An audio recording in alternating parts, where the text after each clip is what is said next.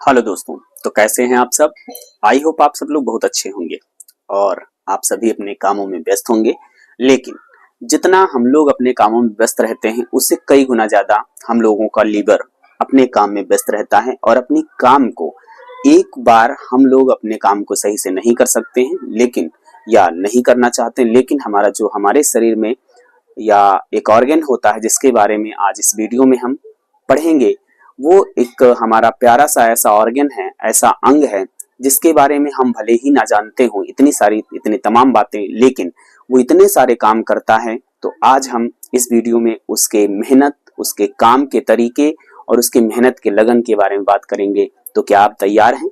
यदि आप तैयार हैं तो वीडियो पे बने रहिए, वीडियो को पूरा देखिएगा तो आपको इंटरेस्ट आएगा, जानकारी मिलेगी। तो चलिए वीडियो को स्टार्ट करते हैं।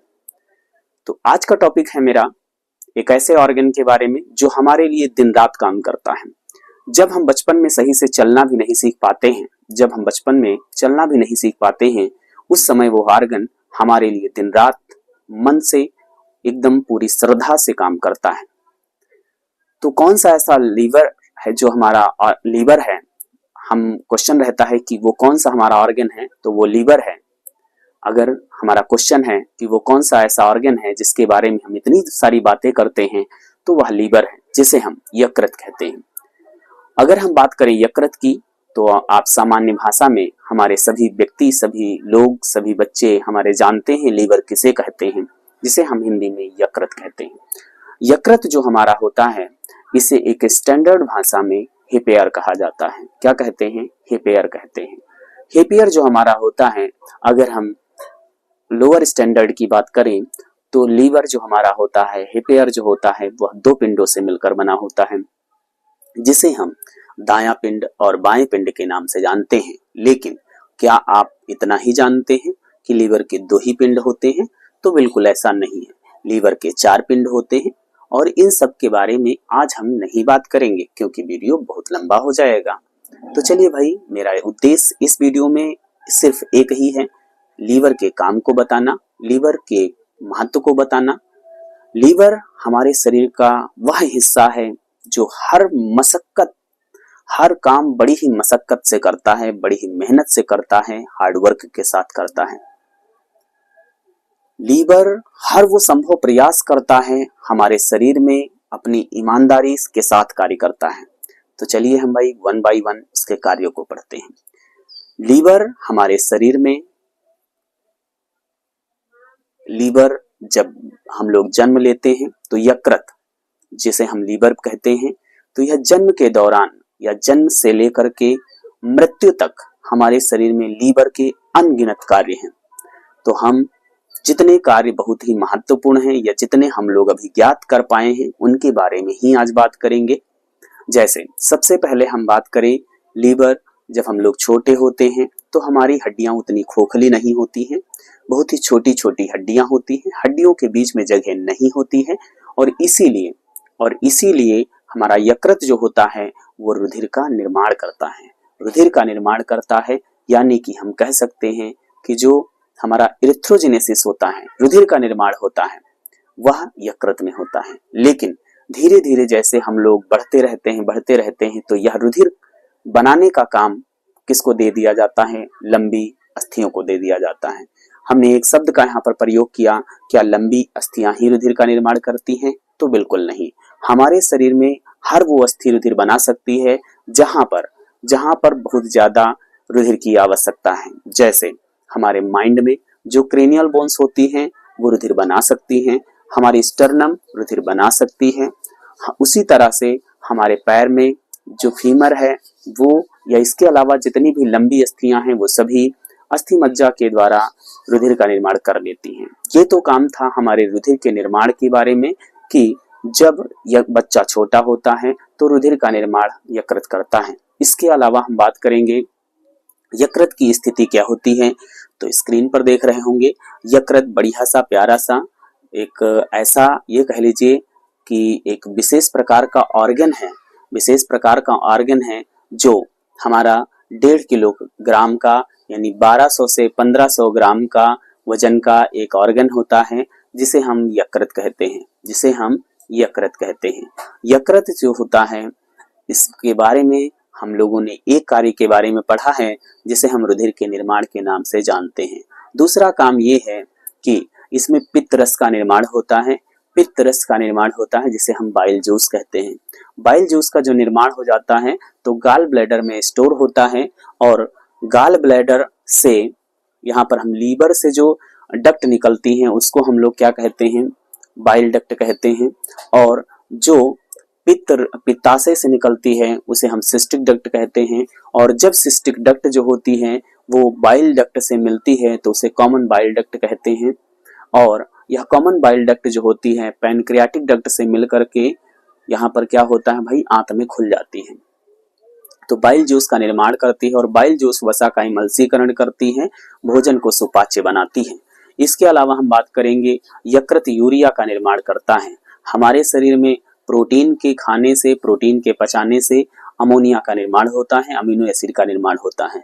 यह अमीनो एसिड बहुत जहरीले होते हैं और मनुष्य जो है एक स्थलीय प्राणी है, इसीलिए इसमें जो है अमोनिया का निर्माण हो रहा था। और अमोनिया इतना ज्यादा खतरनाक होता है कि अगर किसी व्यक्ति में पानी की कमी हो गई या पानी में नहीं रहता है तो उसकी अमोनिया की वजह से मृत्यु हो जाएगी।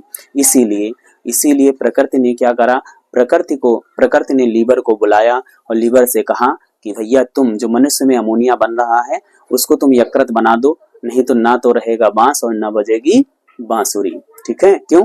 क्योंकि जब मनुष्य ही नहीं रहेगा तो लीवर तुम रह के क्या करोगे, तुम्हें तो यूं ही जला देंगे लोग, है ना, तुम्हें तो यूं ही जला देंगे। लीवर भैया डर गया, बोला महाराज जो भी आप काम बोलेंगे वो मैं सब कुछ करूंगा, है ना, वो मैं सब कुछ करूंगा। ठीक है, तो इस दशा में फिर क्या हुआ भाई कि लीवर ने कहा क्या करना है, तो लीवर को बताया गया कि आप ऐसा करिए, अमोनिया को लीजिए, कार्बन डाइऑक्साइड को लीजिए और यूरिया बना दीजिए। बोला महाराज ऐसा ही करेंगे, बोला महाराज ऐसा ही करेंगे।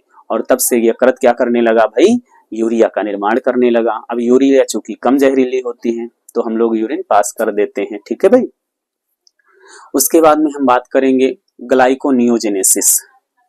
ग्लाइकोनियोजेनेसिस क्या है, देखिए जब कभी कोई व्यक्ति ग्लूकोज ना खाए, कार्बोहाइड्रेट ना खाए, प्रोटीन खाए, फैट खाए, सारी चीजें खाए, कार्बोहाइड्रेट ना खाए, तो उन चीजों से, प्रोटीन से, फैट से, अमीनो एसिड से, इन सब चीजों से ग्लूकोज का निर्माण कर दे तो उसे हम ग्लाइकोनियोजेनेसिस कहते हैं। आपने देखा होगा कुछ ऐसे बच्चे होते, कुछ ऐसे लोग होते हैं जो रोटी नमक तेल खा लेते हैं और बढ़िया लगता है कि उन्हें घी खिलाया गया, मक्खन खिलाया गया है, दूध पिलाया गया है। क्यों? क्योंकि उनमें लीवर बहुत अच्छा है। जिसका लीवर बहुत बेहतरीन, वो कुछ भी खाए, लीवर अपने शरीर के हिसाब से सब कुछ बना लेता है ना। तो इसीलिए कहा गया है जिसका लीवर बेहतरीन है वो कुछ भी खा ले, उसका शरीर जबरदस्त रहेगा।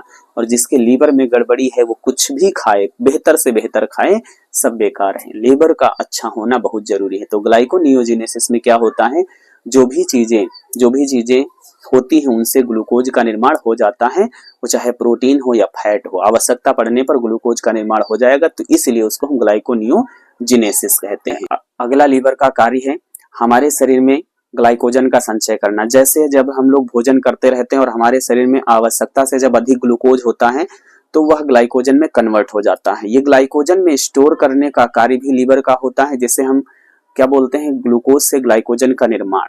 अगला कार्य है ग्लाइकोजिनेलाइसिस। ग्लाइकोजिनेलाइसिस क्या है, जब लीवर मान लीजिए बहुत बढ़िया बेहतरीन तरीके से हम लोग खा पी रहे हैं और किसी दिन भूखे रहना पड़ गया तो लीवर ने जो ग्लाइकोजन बनाया था वो ग्लाइकोजन को क्या करेगा, ब्रेक डाउन करेगा।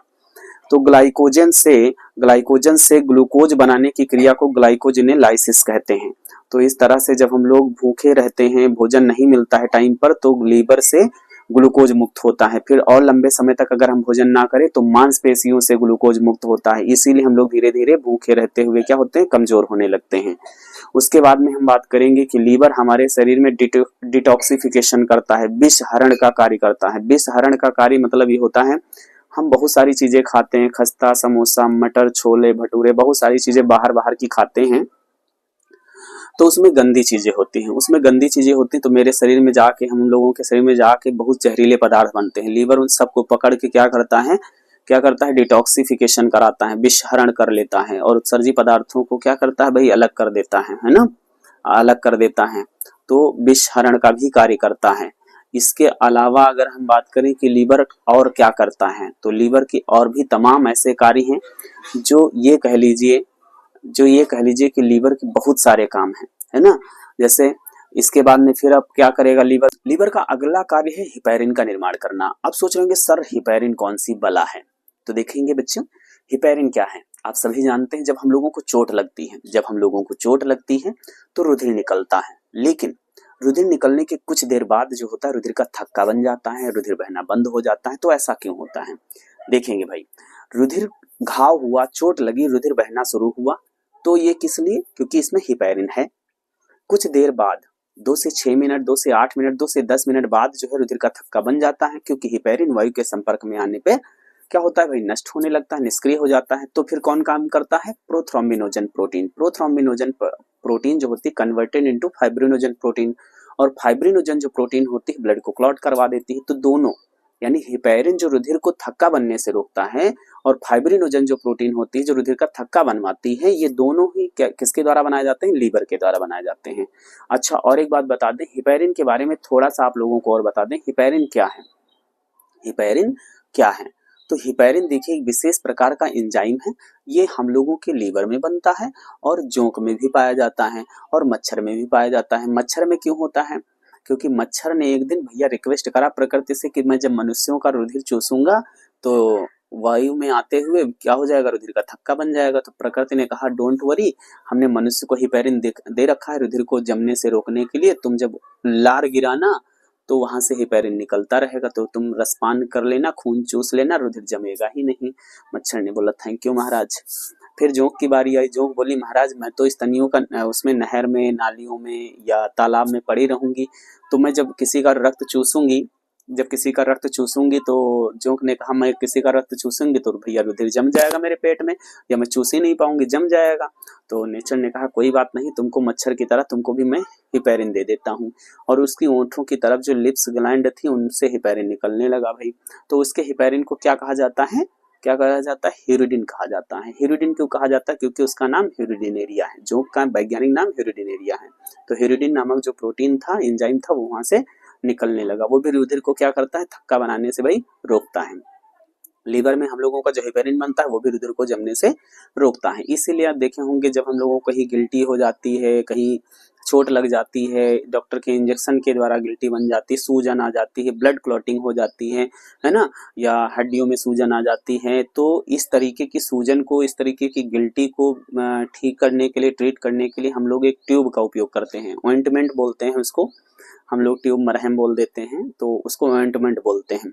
उस ऑइंटमेंट को हम लोग क्या करते हैं, वहां पे लगाते हैं, ज्यादा रगड़ते नहीं हैं, ऐसे लगा लेते हैं। तो उसमें हिपैरिन होता है। उस ट्यूब का नाम देखिए यहाँ पे है, लेकिन वह एक्सटर्नल यूज है, उसे आंख और इस तरीके की चीजों की जगह पे ना लगाएं, है ना।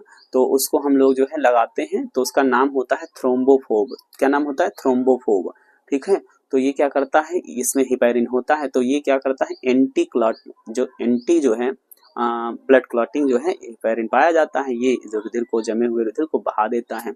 तो इस तरह से वहां की जो सूजन होती है वो अच्छी हो जाती है। तो आप समझ सकते हैं लीवर कितना हमारे लिए महत्वपूर्ण है। तो लीवर आपके लिए बहुत महत्वपूर्ण करता है कि नहीं करता है। तो अगर लीवर हम लोगों के लिए इतना सारा कार्य करता है, तो लीवर की मैंने वीडियो बनाया है आप लोगों के लिए। और अगर आपको लगता है कि लीवर हम लोगों के लिए अच्छा काम करता है, बहुत मेहनत करता है, बेचारा बहुत परेशान रहता है कि कोई चूक ना हो जाए, और अगर एक्चुअल में आपको लगता है कि लीवर हार्डवर्क करता है, मेहनत करता है, रिस्पॉन्सिबल है सभी कामों के लिए, तो भैया आप लोग इस वीडियो को लीवर के लिए जरूर शेयर करें, ताकि हर लीवर के पास पहुंचे, है ना, ताकि हर लीवर के पास पहुंचे और लीवर को भी लगे कि मेरा भी नाम लिया जा रहा है, ताकि काम को बेहतरीन तरीके से करे। क्योंकि आप भी जानते हैं मनुष्य का मस्तिष्क, मनुष्य का मिजाज जब खुश रहता है तो डाइजेस्टिव सिस्टम भी अच्छा काम करता है।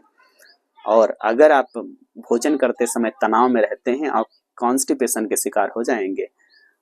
अगर आप लोगों को ये बातें अच्छी लगी और आपने वीडियो को देखा तो थैंक यू, और बातें अच्छी लगी तो वीडियो को शेयर करिए। एंड चैनल पर नए हैं, मेरा सपोर्ट करना चाहते हैं, मुझसे बातें करना चाहते हैं, मुझे आप सपोर्ट करना चाहते हैं, मुझसे बातें करना चाहते हैं, तो आप मेरे चैनल को सब्सक्राइब कर सकते हैं एंड वीडियो को जरूर देखते रहिएगा। तो फिर मिलते हैं नई जानकारी के साथ अगले एपिसोड में, तब तक के लिए बाय बाय, टेक केयर।